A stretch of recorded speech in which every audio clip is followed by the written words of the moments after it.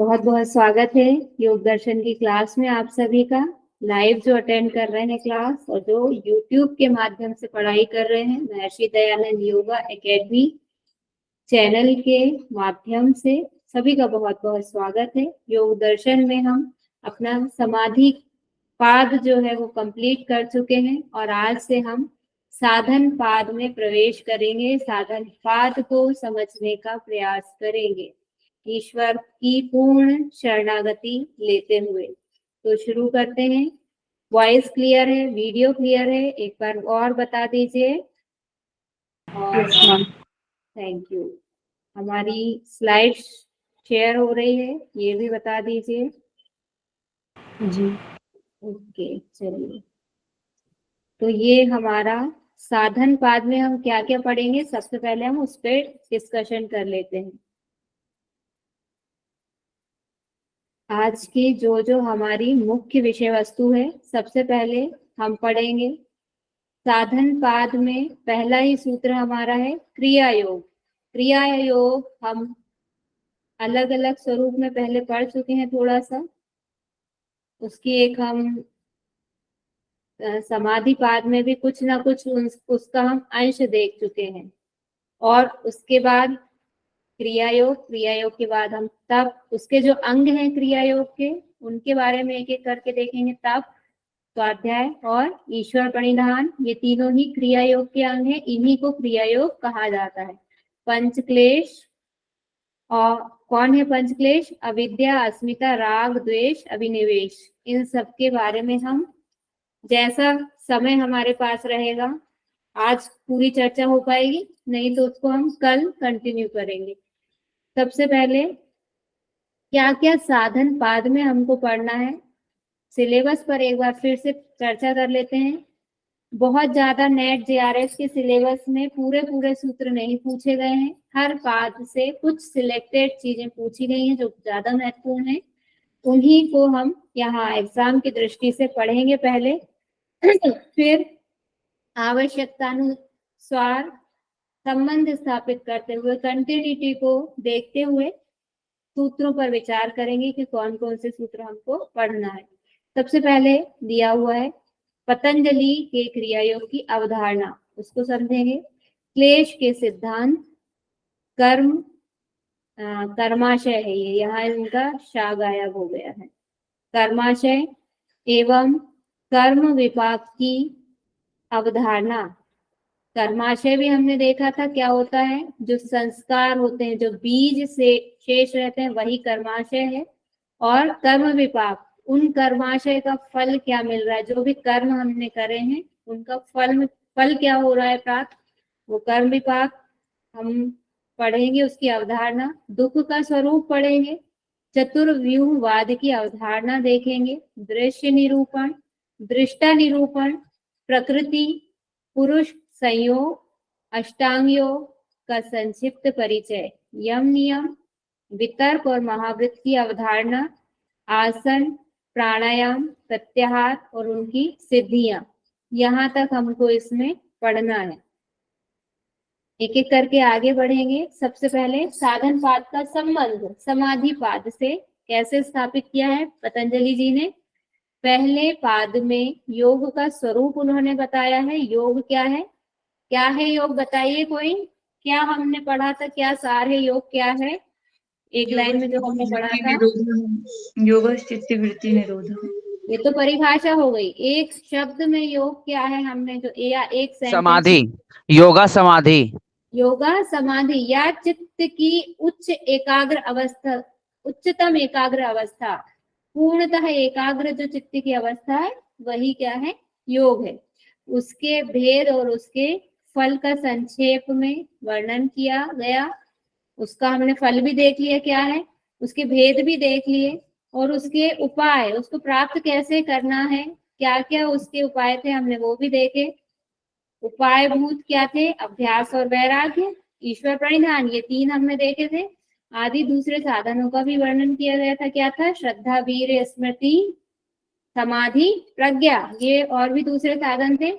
किंतु उसमें बतलाई हुई रीति से निर्वीज समाधि तक वही साधक पहुंच सकता है जिसका अंतःकरण स्वभाव से ही शुद्ध है। हमने देखा था ना कि उच्च श्रेणी के साधकों के लिए है समाधिपाद और हमारे जैसे साधारण मनुष्यों के लिए ही फिर क्या था, ये साधन पाद की अवधारणा लाई गई महर्षि पतंजलि जी के पास में। साधारण साधकों के लिए क्रमशः क्या चाहिए, पहले अंतःकरण ही शुद्ध करना पड़ेगा शुद्धि पूर्वक, फिर निर्वीर समाधि प्राप्त करने का उपाय बतलाने के लिए ये हमको साधनपाद उन्होंने दिया है। सबसे पहले क्या बात की गई है यहाँ पर, और टॉपिक 1 ये हमारा क्या है, ये T1 मतलब टॉपिक 1। अब हम इसको ऐसे भी लिख लेंगे यथासंभव। पतंजलि के क्रिया योग की अवधारणा क्या है, इसमें तप स्वाध्यायेश्वर प्रणिधानानि क्रिया योग। क्या क्या चीजें इसके क्रिया योग के अंग है, पहला है तप, दूसरा है स्वाध्याय और तीसरा है ईश्वर प्रणिधान। ये हम इन्हीं को क्रिया योग या क्रिया योग की परिभाषा भी आप इसको कह सकते हैं। पहला सूत्र है, बहुत महत्वपूर्ण है। अब हम एक एक करके इनको देखेंगे क्या है ये। यहाँ चित्र में भी हमको समझ में आ रहा है, ये तप है, स्वाध्याय है और ये ईश्वर प्रणिधान है। अब तप को समझते हैं। पहले सबसे पहले तप की बात कर ले हम। अपने अपने वर्ण आश्रम या अपने अपने स्वधर्म, स्वधर्म वर्ण आश्रम तो पता ही है, हमने जब हायर एजुकेशन पढ़ा था तब इस चीज को बहुत अच्छे से समझा था कि जो मतलब पहले जो वेद काल था उसमें क्या था कि जो जिसका जैसा कर्म है, जिसकी जैसी योग्यता है, उसके अनुसार उसका वर्ण आश्रम हो सकता था, उसके अनुसार वह उस आश्रम में होता था। और धीरे धीरे ये उत्तर वैदिक काल में चीज बदल गई, गड़बड़ हो गई कि मतलब परंपरागत अनुसार जो बेचारा शूद्र है तो उसको शूद्र ही मान लिया गया, भले वो कितना ही योग्य है, सारे वेदों का ज्ञान वो प्राप्त कर सकता है, उसमें ऐसी योग्यता है, लेकिन फिर भी उस चीज को मतलब विकृत कर दिया गया। तो वर्णाश्रम कैसे होते हैं, 4 वर्णाश्रम होते हैं। सबसे पहला होता है ब्रह्मचर्य मतलब विद्यार्थी जीवन, उसके बाद होता है गृहस्थ आश्रम वैवाहिक जीवन, उसके बाद होता है वानप्रस्थ अपने सभी जिम्मेदारियों को बच्चों के शादी ब्याह करके अपनी सारे दायित्व पूर्ण करने के बाद क्या करना है, अब अपने को ईश्वर वर्ण आश्रम में जाकर व्रत उपवास ईश्वर की शरणागति लेना है, ईश्वर की प्राप्ति के लिए जो जो साधन है तप करना है, यज्ञ करना है, यज्ञ आदि अनुष्ठान कर्म करना है वानप्रस्थ आश्रम में। फिर उसके बाद भी और आगे की जो अवस्था है उसमें हमको संन्यास आश्रम में प्रवेश करना है, सारे अपने चीजों का त्याग कर देना है, केवल चित्त भगवान में लगाकर रखना है। तो ये 4 आश्रम हैं। इनके जो जो निर्धारित किए गए हैं कर्म, विद्यार्थी का कर्म क्या है, विद्या अर्जित करना, गृहस्थ का क्या कर्म है, जो भी सांसारिक कर्तव्य है उसके वो सब करना, और वानप्रस्थ, और इसमें तो समझ में ही आ रहा है कि क्या करना है। अब धर्म के अनुसार प्रत्येक व्यक्ति का एक धर्म होता है अपनी स्थिति के अनुसार, जैसे बालक का धर्म क्या होता है या संतान का धर्म क्या होता है, अपने माता पिता की आज्ञा का पालन करना, ये उसका संतान धर्म हो गया। या उसके बाद में फिर क्या आ जाएगा, बालक के बाद आप मान लीजिए पति का धर्म, पत्नी की रक्षा करना, पत्नी का धर्म है अपने पति की सेवा करना, पतिव्रत धर्म का पालन करना। ऐसे जो जो जिस स्थिति में है, जो जो जिस भूमिका में है, उसको अपने अपने धर्मों का पालन करना। कैसे, अपनी ड्यूटीज निभाते समय जो भी कष्ट हो, स्वाभाविक रूप से प्राप्त हो या किसी कारणवश प्राप्त हो, उनको सहज सहन करना, मान लेना उनको, उन्हीं को बिना किसी मतलब मन में खिन्नता का भाव ना रहे कि भाई मतलब चिड़चिड़ाहट है, ठीक है कष्ट सभी को मिलता है, लेकिन उसके बाद भी कुछ लोग होते हैं कष्ट मिलने के बाद भी प्रसन्न बने रहते हैं कि ठीक है ये आया है, कोई ना कोई किसी ना किसी कर्म का फल मिल रहा है, आज है निकल जाएगा, प्रसन्न रहते मन से उसको उसी का भजन नहीं करते रहते हैं, उसी को गाते नहीं रहते हैं हर समय 24 घंटे की अरे यार मुझे इतना कष्ट है, मैं इतना परेशान हो रहा हूँ, उसने मेरा ये कर दिया, उसने मेरा वो कर दिया। या लाइट चली गई तो उसी में परेशान हो जाते हैं, अरे यार ये बिजली घर वाले भी ना हर कभी लाइट काट लेते हैं। मतलब कुछ भी जरा जरा सी चीजों में, छोटी छोटी बातों में खिन्न हो जाना, मन का अस्वस्थ हो जाना, अप्रसन्न हो जाना, तो ये इस चीज का विपरीत क्या है? तप। जो तप करेंगे मतलब हम अपने इन सारे दुखों को सहर्ष स्वीकार कर लेंगे, सहन कर लेंगे और हर परिस्थिति में सम रहेंगे। सुख हो दुख हो, हर स्थिति में न सुख से कोई फर्क पड़ रहा है न दुख से कोई फर्क पड़ रहा है, तब क्या होगा? हमारा तप सिद्ध होगा। या व्रत और उपवास के माध्यम से भी हम अपने आप को थोड़ा सा जबरदस्ती भूखा रख के हम कर लेते हैं या व्रत करते हैं। यहाँ पे व्रत और उपवास का अंतर समझिए। किसी को पता है व्रत और उपवास में अंतर? ये बताना चाहेंगे?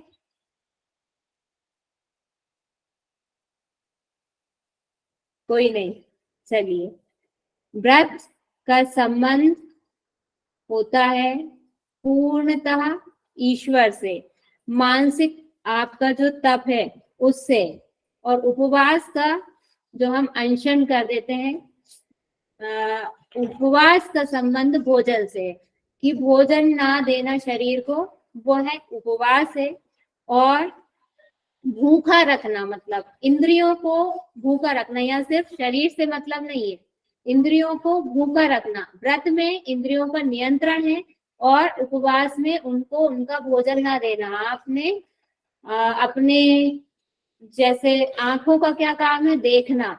आपने उनको कौन से दृश्य दिए? मतलब वो जो सांसारिक विषय में भागते हैं वही उसका भोजन है, उससे वो नहीं दिया आपने। आपने उसको अंतर्मुखी किया, और जो जरूर जो देना चाहिए। क्यों व्रत रखते हैं? व्रत इसीलिए तो रखते हैं कि हम ईश्वर में मन हमारा लगाए रह सके, दूसरी तरफ नहीं। लेकिन उल्टा होता है, उपवास रखते हैं, उपवास का संबंध फिर सांसारिक में भी भोजन से है कि भूखा रहना है, हमको खाना नहीं खाना है, कम से कम एकादशी में अन्न नहीं खाना और दूसरी चीजें। लेकिन होता क्या, नवरात्रि के व्रत रखते हैं या कोई भी व्रत रखते हैं, उसमें सिंघाड़े की, सिंघाड़े के आटे की, राजगिरे के आटे की, साबूदाने की, आलू और पता नहीं क्या क्या और तो कितनी चीजें होंगी, ज्यादा जानकारी भी नहीं है क्योंकि इस्तेमाल नहीं करते हैं उतना। तो उल्टा हो जाता है कि हम शायद इतना नॉर्मल डेज में नहीं खाते होंगे जितना हम व्रत में, क्योंकि हमारी साइकोलॉजी काम करती है कि एक दिन पहले भी ये रहता है कि आज ज्यादा खा लें क्योंकि कल तो भूखा रहना है। लेकिन होता यह है कि कल भी भूखे नहीं रह रहे हैं हम और ज्यादा खा ले रहे हैं। तो उपवास में क्या करना है? हमको अपनी इंद्रियों को भूखा रखना है, उनको उनके विषयों से मतलब विषयों का जो आहार है उससे रहित उसको करना है। और दूसरा, शारीरिक जो भौतिक रूप से भी सात्विक भोजन करना है। ऐसा नहीं कि हम बहुत ज्यादा तामसिक या राजसिक भोजन कर रहे हैं, तब हमारा व्रत सफल होगा। और व्रत में तो टोटली इंद्रियों को कैसा आहार देना है? सात्विक मतलब अंतर्मुखी करके अपने इष्ट के ध्यान में, संकीर्तन में, इसमें लगाना है उसको। बाहर के विषयों से, बाहर कोई ऐसा दृश्य नहीं देखेंगे जो हमको भटकाए, हमको हमारे मन में विचारों की लगातार उससे क्या हो, आवृत्ति बढ़ जाए कि और ज्यादा विचार आने लगे। तो ये क्या हो गया, व्रत और उपवास में थोड़ा सा अंतर, कि इसका सीधा सीधा संबंध भूखे रहने से है, जबकि इसका संबंध भूखे रहने से नहीं है। आप खाओ या मत खाओ, शारीरिक रूप से आप भले भोजन करते रहो, लेकिन आपकी इंद्रियां किसी भी चीज के प्रति आसक्त ना हो। जैसे खीर बनाई थी तो हमने अपने लिए अलग नहीं रखी, खाना है जब खा लेंगे, बच जाएगी तो खा लेंगे, नहीं खाना है तो नहीं खाएंगे। लेकिन उसमें आसक्ति नहीं है कि नहीं मिली तो क्या होगा, मिलना बहुत जरूरी है। ये व्रत और उपवास में अंतर है। फिर निष्काम भाव से इस तप को क्या करना चाहिए? तप का पालन करने से मनुष्य का अंतःकरण, ये फल हो गया तप करने का, कि मनुष्य का अंतःकरण अनायास ही शुद्ध हो जाता है। जब हमारे अंदर विषय नहीं जाएंगे तो विचार नहीं जाएंगे, विचार नहीं जाएंगे तो अंतःकरण हमारा शुद्ध हो जाएगा। धूल अपने आप जमेगी ही नहीं, तो साफ करने का भी क्या है, या जब साफ अगर जम भी गई है तो वो धीरे धीरे साफ हो जाएगी। यह गीतोक्त कर्म योग का ही अंग है। मतलब गीता जी में, श्रीमद् भगवद गीता में जो कर्म योग का सिद्धांत बताया गया है, कैसा? निष्काम भाव से हमको कर्म करना है, किसी भी अटैचमेंट किसी में भी नहीं रखना है। काम क्योंकि बस एक ड्यूटी मिली है हमको तो करना है। जैसे कोई वॉचमैन होता है किसी ऑफिस के बाहर, उसको सिर्फ वहां आना है, अपनी ड्यूटी करना है और वापस आ जाना है। उसको कोई अटैचमेंट नहीं होता, उसको कोई भावनात्मक संबंध नहीं होता है। वो सिर्फ उसको आना है, देखना है, जो काम है वो करना है। उसे उसके अलावा कोई लेना देना नहीं होता है, कोई उसका भावनात्मक संबंध वो है स्थापित नहीं करता है।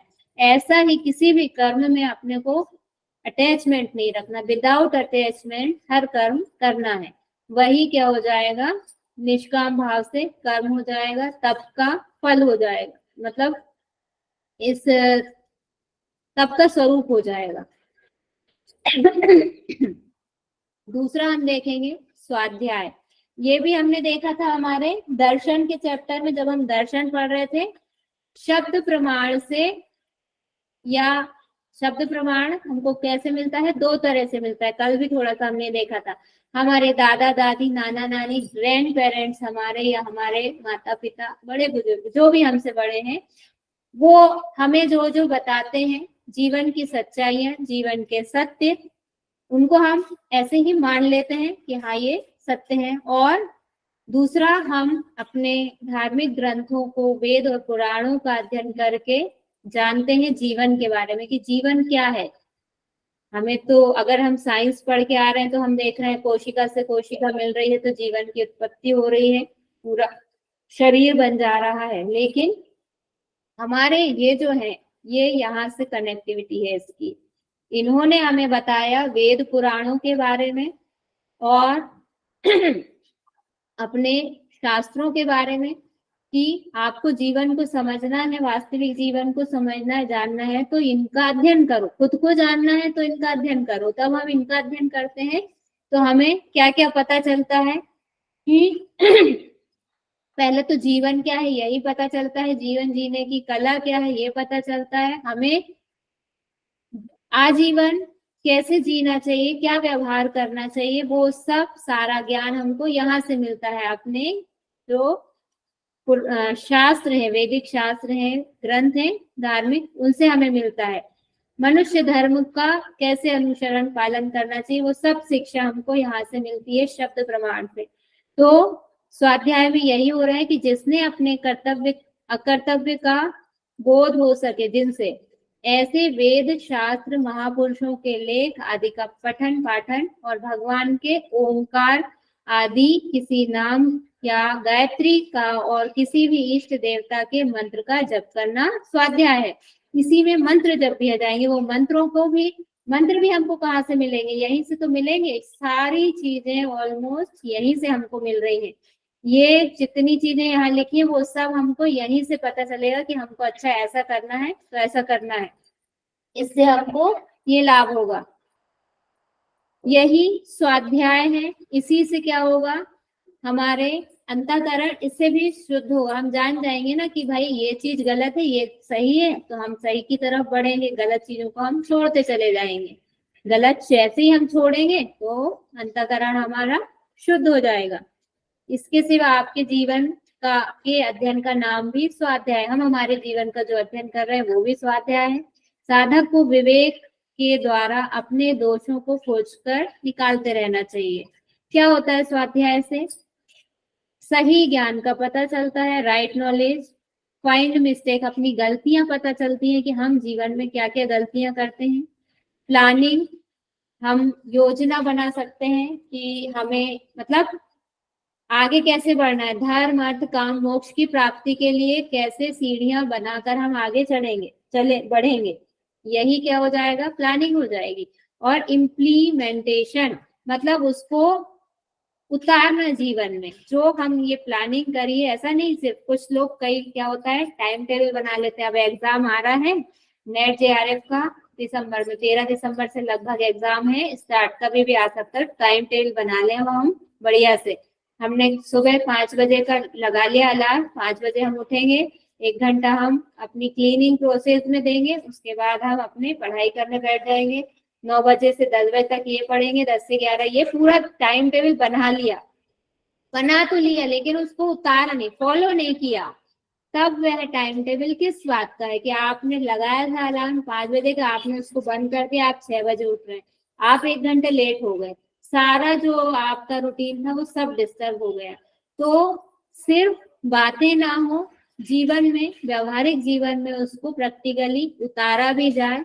यही क्या है, स्वाध्याय से, स्वाध्याय का एक ये अंग है। ये हम स्वाध्याय से हमें ये आ ही जाएगा कि हम सिर्फ बातें नहीं करेंगे, हम उसको जीवन में उतारना भी सीख जाएंगे।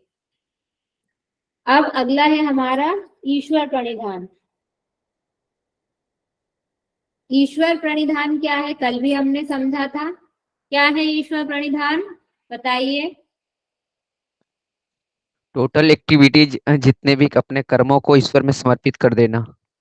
तन, मन और अपनी पूरी भावनाओं के साथ में अपने पूर्ण समर्पण, मतलब हम जो भी कर रहे हैं ऐसा भाव रखना कि हम कुछ नहीं है, जो कुछ हो आप हो और हम आपकी शरण में। जैसे अभी कल मूवी देखी, वो अभी तक नहीं देखी थी, अभी ओमकार, ये अपना महाकालेश्वर पे जो बनी थी ना, ओ माय गॉड 2, उसमें देखा कि वो एक जगह पंकज त्रिपाठी जी क्या करते हैं, मतलब अभी तक शरण में हूँ, आपकी शरण में हूँ। शरण है मतलब आपको पूर्ण विश्वास है, और पूर्ण विश्वास है तो डर का नाम नहीं होगा। आप वो इतना सा भी तिनके मात्र भी, लेश मात्र भी डर नहीं होगा किसी भी प्रकार का। क्यों? क्योंकि आपको पूरा भरोसा है कि मेरे सिर पे हाथ है, मुझे कोई भी मेरा बाल भी बांका नहीं कर सकता है। लेकिन जहां विश्वास जरा सा भी डगमगाया, या एक चीज और हमने देखी थी कि जैसे छोटे बच्चे बिल्कुल क्या होते हैं, अपनी माँ के शरणागति होते हैं और उन्हें कोई मतलब नहीं होता, वो कुछ भी नहीं जानते कि ये आगे मैं आग से खेलूंगा तो मेरा हाथ जल जाएगा, या कोई कीड़ा आ रहा है मुझे काट लेगा, उनको नहीं पता है। उनकी माँ पूरा ध्यान रखती है, या जो पेरेंट्स हैं वो पूरा ध्यान रखते हैं और पूरी सुरक्षा देते हैं।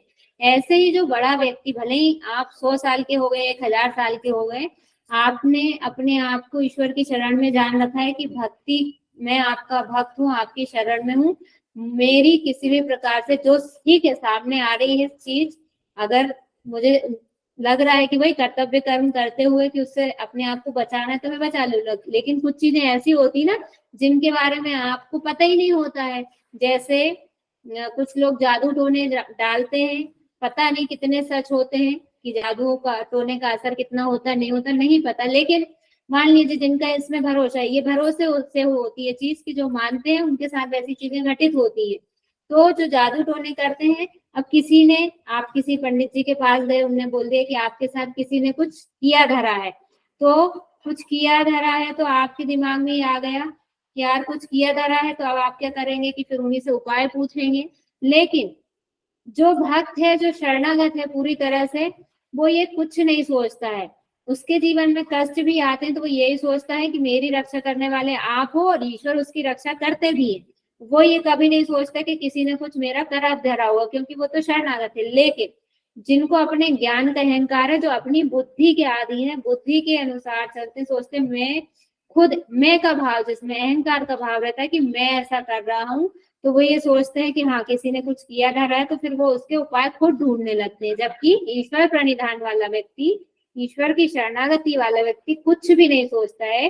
किसी ने कुछ किया होगा तो उसको भगवान जी संभाल लेंगे, ईश्वर संभाल लेंगे। तो वो जो ओ माय गॉड में वो साइन करवाने लगते हैं कि 1 करोड़ आप ले लो और ये केस वापस ले लो। जब उसको दबाव डालते हैं तो उसने दबाव में आकर ईश्वर का थोड़ी देर के लिए, मतलब भूल ही गया ईश्वर को कि ईश्वर मेरे साथ है और मेरी इतनी हेल्प कर रहे थे, भूल गया। तो क्या हुआ उसका नतीजा? उसका नतीजा ये हुआ कि सारा गेम ही पलट गया, सब उल्टा पलटा, मतलब मृत्यु हो गई उसकी। और महाकाल से टकरा के कि भाई तूने मुझ पे अविश्वास किया, उन्हीं के ट्रक से टकरा के वो मर गया। और लेकिन क्योंकि भक्त है और भक्त की परीक्षा लेते हैं फिर भी कि भाई इसकी गलती ऐसे कुछ नहीं है, परिस्थिति बस ऐसा हुआ है, तो आके बचाएंगे भी, फिर से दोबारा रक्षा करेंगे, सारा गेम फिर से पलटेंगे। लेकिन आपको अहंकार नहीं करना है किसी भी परिस्थिति में, अपने आप को हर समय शरणागत ही समझना है कि मुझे कुछ नहीं करना है, मैं आपकी शरण में हूँ। अब इसमें ऐसा नहीं है कि भाई ईश्वर की शरणागति है तो अपन बिल्कुल इंतजार ही कर रहे हैं। वो एक किस्सा और है इसमें कि एक व्यक्ति है, वो बड़े आराम से सड़क पे जा रहा है, सामने से पागल हाथी आ रहा है और उसका महावत जो रहता है, हाथी का जो संचालक रहता है उसको महावत बोलते हैं। तो वो चिल्लाता आ रहा है, भाई भाग जाओ, रोड खाली कर दो, हाथी पागल आ रहा है, पागल हाथी आ रहा है, सामने से हट जाओ सब लोग। लेकिन वो एक आदमी जो आराम से चले जा रहा है, वो बोलता, महावत की बात नहीं मानता। उसने क्या पढ़ रखा है कि भाई हर जीव में ईश्वर का स्वरूप है, अब ईश्वर है, मैं तो ईश्वर का भक्त हूँ, तो ईश्वर मेरे को मारेंगे थोड़ी, ऐसे मतलब हाँ, ईश्वर मुझे मारेंगे नहीं। तो वो क्या करता है, बढ़िया उसके सामने ऐसे चले जा रहा है, चले जा रहा है, तो क्या होगा फिर, हाथी तो मारेगा अपने, वो तो पागल है, मदमस्त है। फिर बाद में वो सोचता है, जैसे घायल होता है व्यक्ति, कि ऐसा कैसे हो गया, मतलब मैंने जो पढ़ा है, ज्ञान प्राप्त किया है वेदों शास्त्रों से, क्या वो गलत है।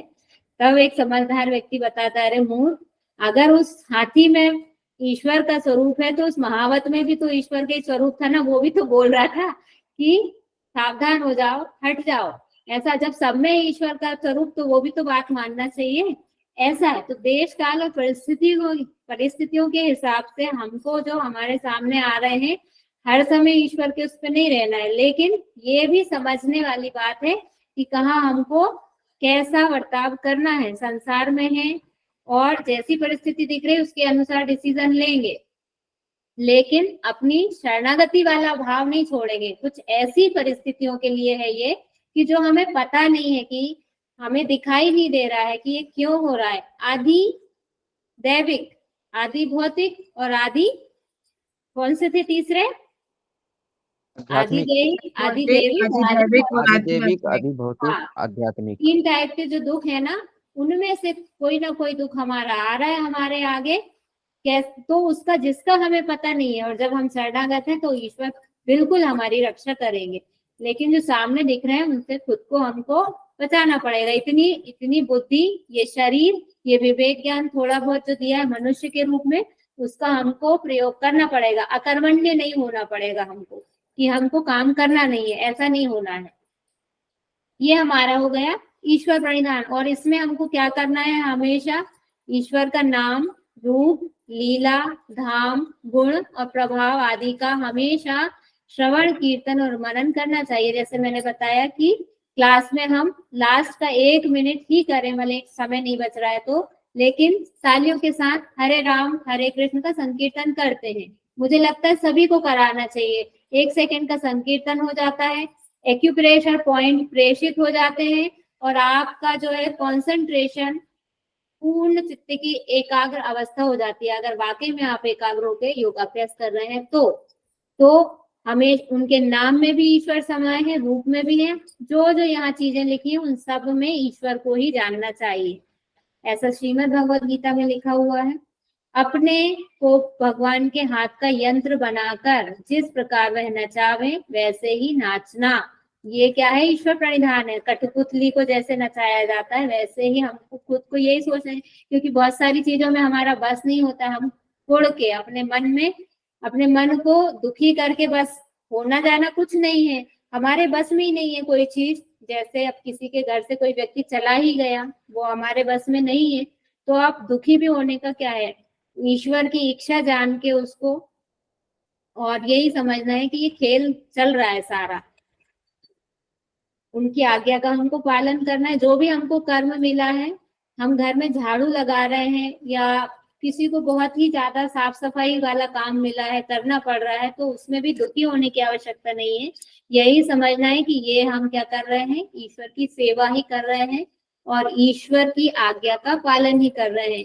उसी में अनन्य प्रेम करना, ये सब ईश्वर प्रणिधान के अंग है। अब इसमें आप इनको एक टेबल बना लीजिएगा, ईश्वर प्रणिधान के अंग क्या क्या है, 1 नंबर 2 नंबर, यानी ये एक तो क्या हो गया, श्रवण कीर्तन मनन समस्त कर्मों को, ये हो गया एक, यहाँ तक उनके इतनी चीजों का श्रवण कीर्तन मनन, ये एक हो गया। दूसरा हो गया समस्त कर्मों को उनके अर्पण कर देना, ये दूसरा हो गया। अपने कर्मों को भगवान के हाथ, अपने आप को भगवान के हाथ का यंत्र बनाकर नाचना, ये तीसरा हो गया। फिर उसके बाद में ये चौथा हो गया, उनकी आज्ञा का पालन करना और उसी में अनन्य प्रेम रखना, ये आपका पांचवा हो गया। तो ईश्वर परिधान के अंग, ऐसा पूछा जा सकता है इनमें से ईश्वर परिधान का अंग कौन सा है, नहीं है, ये क्वेश्चन हो सकता है। ये सभी अंग हैं या कौन सा अंग नहीं है, ऐसे क्वेश्चन आ सकते हैं। या कितने अंग हैं ये भी पूछा जा सकता है, योग दर्शन के अनुसार कुछ भी क्वेश्चन बन सकता है, इनको ध्यान रखना पड़ेगा। अब हम आ जाएंगे क्रिया योग, ये हमारा हो गया। क्रिया योग की इतनी ही विषय वस्तु है। तो क्रिया योग के बाद अब हम आएंगे क्रिया योग के फल के बारे में बात करेंगे। कुछ भी हमने किया है उसका फल तो मिलता ही है, जो भी कर्म हुआ मतलब फल मिलेगा। तो यहाँ पे क्या फल है, समाधि भावनार्थ क्लेश तनु करणार्थ। बहुत बार ये क्वेश्चन आता है, मैक्सिमम टाइम, कि इनमें से ये हमने क्वेश्चन जब देख रहे थे ऊपर उसमें भी था ये क्रिया योग का फल क्या है।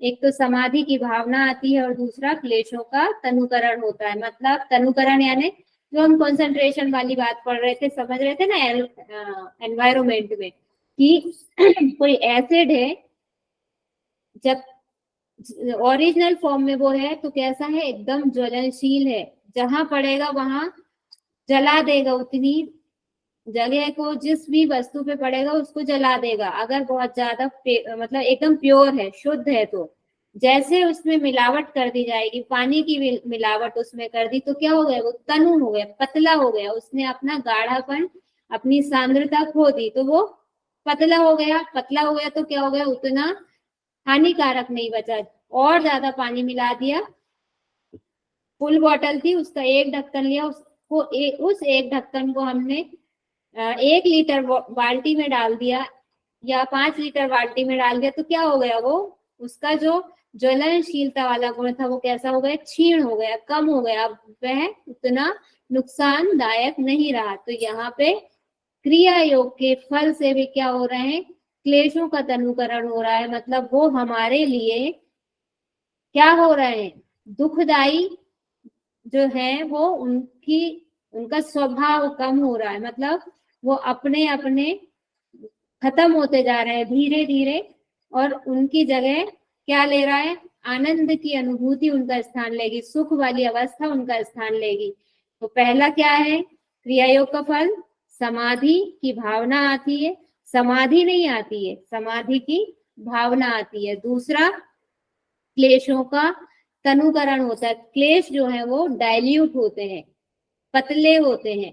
अब इसको पुस्तक की भाषा में भी देख लें थोड़ा सा, क्लेश क्या क्या है पहले ये समझे हम थोड़ा सा। हमने ईश्वर की जहां परिभाषा पढ़ी थी समाधि पाद के 24 नंबर के सूत्र में, क्या था, क्या है ईश्वर की परिभाषा, एक बार और भी पढ़े। कर्म विपाक कलेश कर्म पुरुष विशेष ईश्वर। Very good.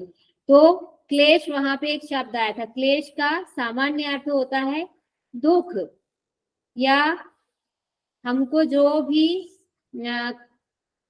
क्या हो रहा है, ऐसी अनुभूति हो रही है, हमको अच्छा नहीं लग रहा है, बुरा बुरा लग रहा है, वो सब क्या आ जाएगा, कोई भी चीज जो हमें दुख दे रही वो सब काय में आ जाएगी, क्लेश में आ जाएगी, मन को हमारे खराब कर रही है। 2 तरह की स्थितियां होती है, या तो मन प्रसन्न होता है या मन क्या होता है, दुखी होता है।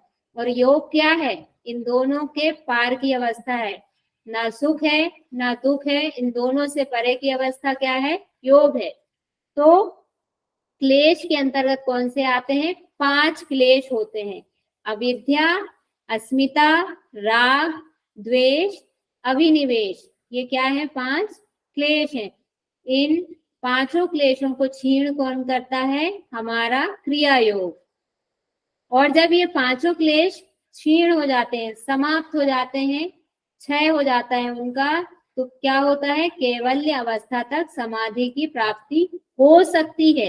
ये नहीं लिखा है, point to be noted me Lord, ये नहीं लिखा है कि समाधि प्राप्त हो गई या हो जाएगी, कैवल्य अवस्था तक समाधि की प्राप्ति हो सकती है। केवल ये क्लेश अकेले ही काम नहीं कर रहे हैं, और भी चीजें हैं जो साथ साथ आपको, जैसे हमने अंतराय पढ़े थे कि हमने भाई क्रिया योग तो कर लिया, लेकिन अंतराय हमारे लगे हुए हैं, हमने अंतरायों को दूर नहीं किया है, अपने चित्त को एकाग्र नहीं किया, स्थिर नहीं किया, निर्मल नहीं किया, तब हमारी समाधि नहीं लगेगी, भले ही हम क्रिया योग कर भी लेंगे।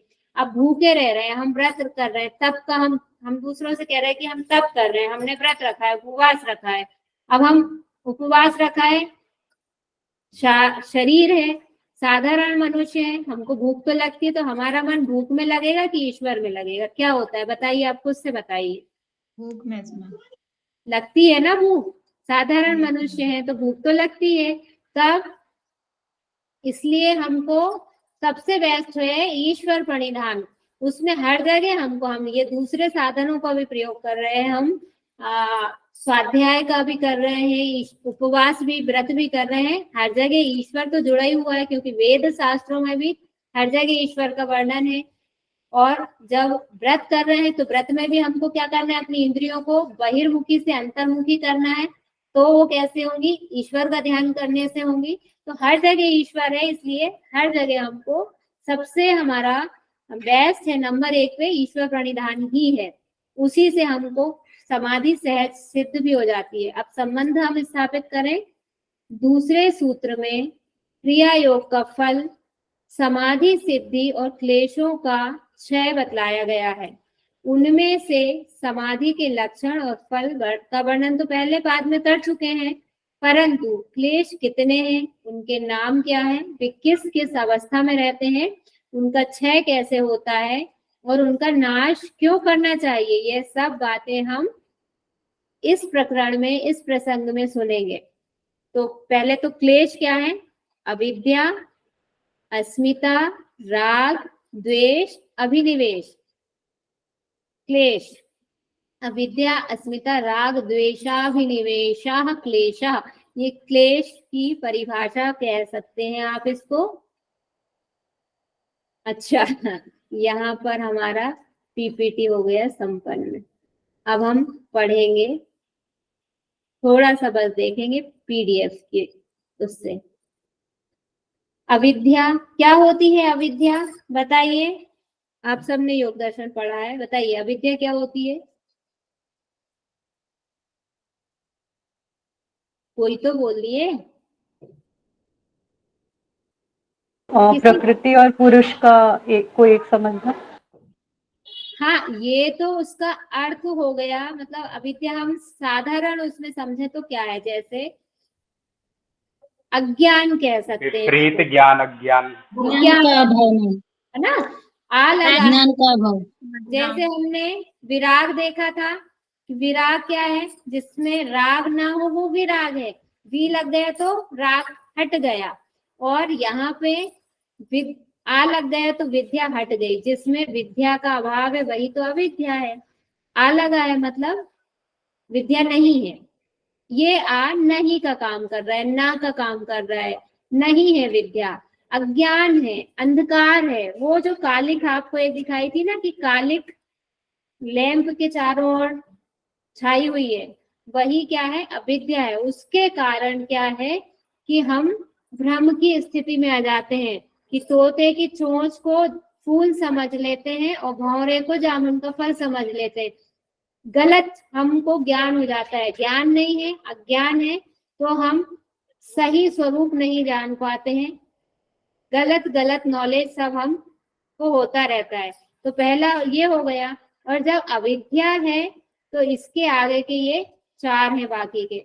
अविद्या नहीं है तो इनमें से किसी का जन्म नहीं होगा। ये इनकी जननी है, चारों की माँ है। ये जननी को माँ बोलते हैं ना। राग द्वेष, अस्मिता, राग द्वेष, इन सबको इसने जन्म दिया है। अब आगे हम बात करें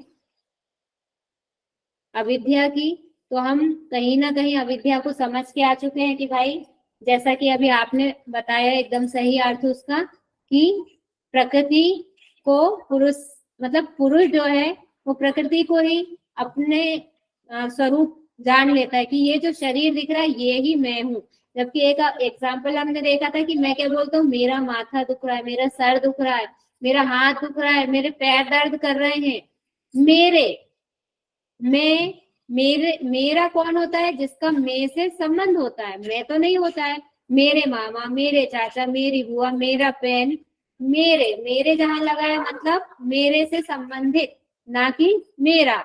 लेकिन अविद्या के कारण मेरा और मैं का भेद जो है खत्म हो गया है। मेरे को ही मैं समझ लिया गया है। और यही क्या है, संयोग का, प्रकृति और पुरुष का संयोग का कारण भी है। इसी को संयोग का कारण भी, हेतुभूत भी कहा गया है। पुरुष का प्रकाश पड़ा, हलचल हुई और उसने मतलब स्टार्ट कर दिया, फिर काम करना स्टार्ट कर दिया प्रकृति ने। जैसे काम करना स्टार्ट किया, पूरा एक बॉडी तैयार हो गया। अब जो बॉडी तैयार हुआ, सामने वाले ने, जो पुरुष ने जिसको सबको जन्म दिया, उसने खुद को ही, उस बॉडी को ही अपने आप को समझ लिया। यहाँ पे ये भ्रम की स्थिति है। यहाँ पे हम कुछ लोग इसको अविद्या और विपर्य जो देखा था हमने, उसको एक समझते हैं, लेकिन महर्षि पतंजलि जी ने उसमें अंतर बताया है कि वह नहीं है। क्योंकि विपर्य का तो क्या होता है, हमको शंका हमारी दूर हो जाती, जैसे कि तोते ने झपटा जामुन का फल समझ के, लेकिन जब उसको खा लिया तो उसका भ्रम दूर हो गया कि नहीं, ये फल तो नहीं है, उसने उसको फेंक दिया। और ऐसे ही भौरा जब फूल समझ के जा रहा था, लेकिन जैसे ही गया वो उसमें, क्योंकि कठोर है, फूल तो कैसा होता है, नाजुक होता है, और तोते की चोंच हार्ड होती है, तो उसने जैसे ही उसमें अपना डंक डालना चाहा, सफल नहीं हुआ, तो उसका भी भ्रम दूर हो गया। तो विपर्य तो ऐसे शीघ्र दूर हो जाता है, लेकिन अविद्या का नाश हमारा आखिरी तक नहीं होता है। मतलब